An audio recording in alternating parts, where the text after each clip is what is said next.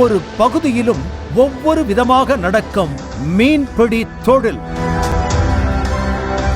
நெத்தில் நிறைய நெத்தில் பிடிச்சா பொம்பளை எல்லாம் வெளியே வருவாப்புல. அன்னைக்கு கல்யாணமெல்லாம் அதை வச்சு தான் கழிச்சு கொடுத்தாப்புல. மண் பேசும் சரித்திரம்.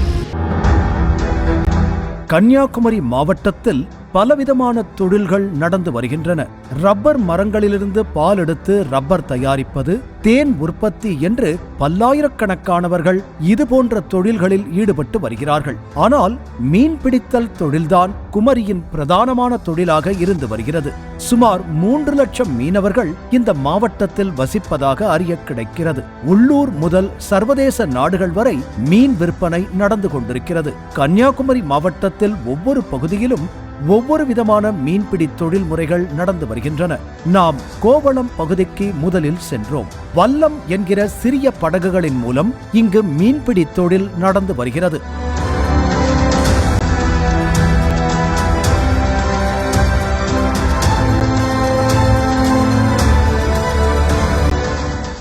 மீன்களை பிடித்து கரைக்கு திரும்பும் படகுகளை டிராக்டர்கள் மூலம் கரைக்கு இழுக்கிறார்கள்.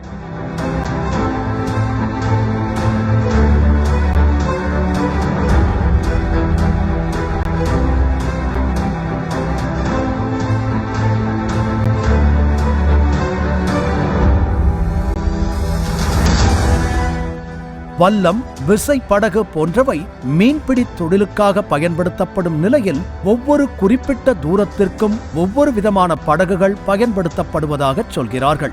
ஒரு முறை மீன்பிடிக்க கடலுக்குள் சென்றால் குறைந்தபட்சம் 1000 முதல் 4000 ரூபாய் வரை ஒரு படகுக்கு செலவாகிறது என்று சொல்கிறார்கள் மீனவர்கள்.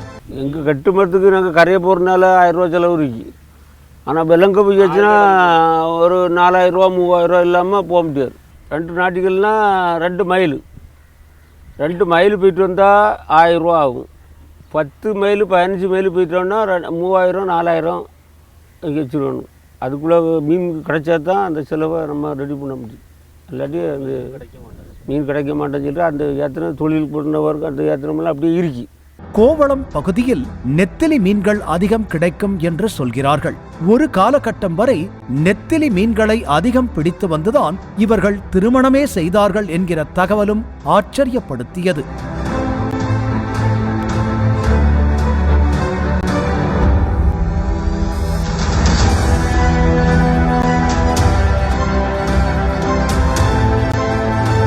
அதிகமாக கிடைக்கிறது நெத்தலி தான். நெத்தலி வந்தால் தான் நெத்தலி போகும். இல்லைன்னா இப்போ போன வாரம் கொஞ்சம் கிடச்சிச்சு, இப்போ இந்த வாரம் நெத்தலி இல்லை.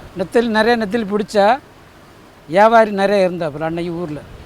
இன்னும் வியாபாரி ஒரு ஆள் தான் இருக்கு. எல்லோரும் அப்படியே விட்டு போயிட்டாப்புல. அதனால் கொண்டு வந்தாலும் அதை 300 ரூபா வச்சு தான் வியாபாரி ஒரு கூட வச்சு எடுக்காப்புல. அன்றைக்கி பொம்பளையெல்லாம் வெளியே வருவாப்புல. அப்போ நாங்கள் நெத்தலி அடித்தோம்னா பொம்பளையெல்லாம் வாரி கொண்டு காய போடுவோம். இந்த மண்ணில் காய போட்டு காலையில் சாயந்தரம் காஞ்சோடனே ஒதுக்குவோம். அன்னைக்கு இது ஒரு வாரம் கிட்டப்படும். பட்டாச்சுன்னா வீடு உள்ள அன்னைக்கு ஃபுல்லாக இருக்கும் மீன், காஞ்ச மீன் அப்படி ஃபுல்லாக இருக்கும். அன்னைக்கு வியாபாரி ஊரில் நிறைய பேர் இருந்தாப்புல. அப்போ நைட்டு ஒரு 7 மணி ஆயிடுச்சுன்னா அதை ஏலம் போடும். வியாபாரியெல்லாம் வந்து ஏலம் போட்டு அன்னைக்கு உள்ள நிலைமைக்கு அது காணும்.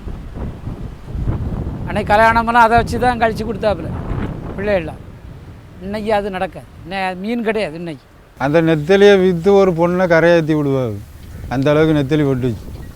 ஆனால் இப்போ அந்த அளவுக்கு நெத்தலி படுதில்லை, மீன் படுதில்லை. மீனவர்கள் பயன்படுத்தும் வலைகள் சேதமடைந்து விட்டால் அந்த வலைகளை இவரே பழுது பார்த்துக் கொள்கிறார்கள்.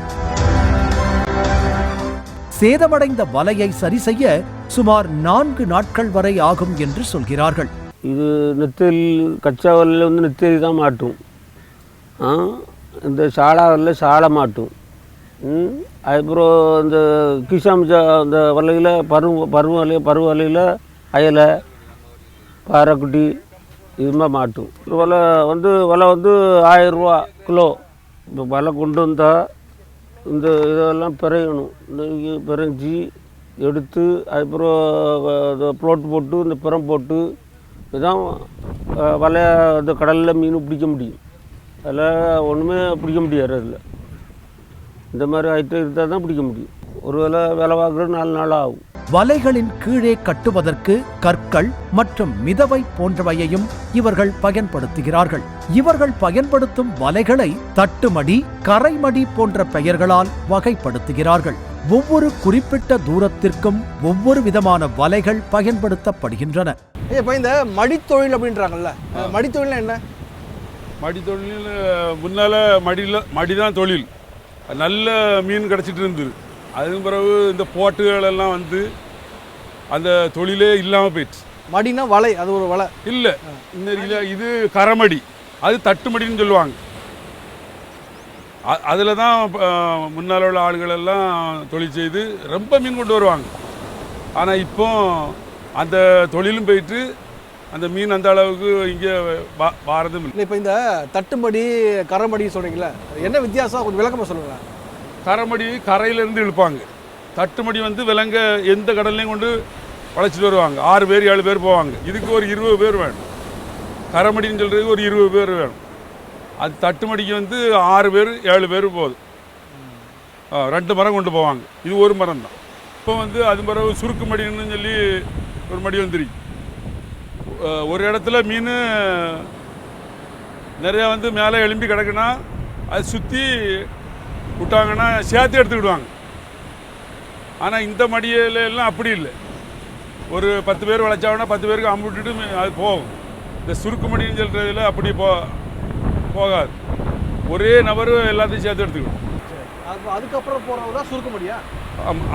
அது வந்து 300 மீட்டர் 400 மீட்டர் ரொம்ப ஆழத்தில் கொண்டு சுருக்கு மடி வைக்க மாட்டாங்க. இப்படி பக்கத்தில் தான் வைப்பாங்க. ஒரு 200 மீட்டர் இருக்கு இவ்வளோ. இறங்கு தட்டுமடின்னா எந்த 500 மீட்டர் 200 மீட்டர் 300 மீட்டர் அது வரை போகலாம். கரமடியில் ஒரு 20 பேர் 25 பேர் மீன் கிடச்சிருன்னா ஒரு 30 பேர்கிட்ட வருவாங்க. அந்த வலையை உள்ளே கொண்டு போடுறதுக்கு எத்தனை பேர்? போடுறதுக்கு ஒரு 5 பேர் போதும். இங்கே குறிப்பிட்ட காலங்களில் அதிகமான மீன்கள் கிடைக்கும் என்றும், கடல் சீற்றம் ஏற்படும் காலகட்டங்களில் கடலுக்குள் மீன்பிடிக்க செல்ல முடியாது என்றும் கூறுகிறார்கள். ஆகஸ்ட், செப்டம்பர், அக்டோபர் 3 மாதங்கள்லேயும் பரவாயில்லாம் போகும். அது சுமாராட்ட அந்த நாட்களை மட்டும்தான் நம்பி தொழில்கள் இருக்குது. மற்ற நாட்கள்லாம் ரொம்ப கஷ்டமான சூழ்நிலை தான். இப்போ வாங்குகிற சில நேரம் வாங்குகிற கடன்கள்லாம் அந்த நாட்களில் தான் தீரும். கூட்டி கழித்து பார்க்கும்போது நம்முடைய சாப்பாடு காரியங்கள் கரெக்டாக போயிட்டுருக்கு. ஆனால் அந்த நாட்களை நம்பி, அந்த நாட்கள் இல்லாத பட்சத்தில் சில வருஷம் கழிஞ்ச வருஷமெல்லாம் தொழில் அந்த லெவலில் நடக்கையில்.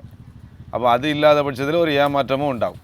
முடிஞ்சாலே வந்து நாங்கள் ஊராக போக வேண்டியது வரும். சின்ன மட்டம், கன்னியாகுமரி அப்படி போக வேண்டியது. அங்கே பல பிரச்சனைகளை நாங்கள் சந்திக்க வேண்டியது. ஏன்னா அங்கே உள்ள ஜனங்கள் இப்போ வெள்ளம் அதிகமாகும்போது அங்கே வெள்ளம் இடம் பிடிக்கிறதுக்கு இடம் இருக்காது. அங்கே நெருக்கமாகும்போது அவங்க எங்களை பேசுவாப்பில். அதில் சில வாக்குவாதங்கள், சண்டைகள், அப்படி பல கஷ்டங்களை அனுபவிக்க வேண்டிய சூழ்நிலைகள்லாம் இருக்கு.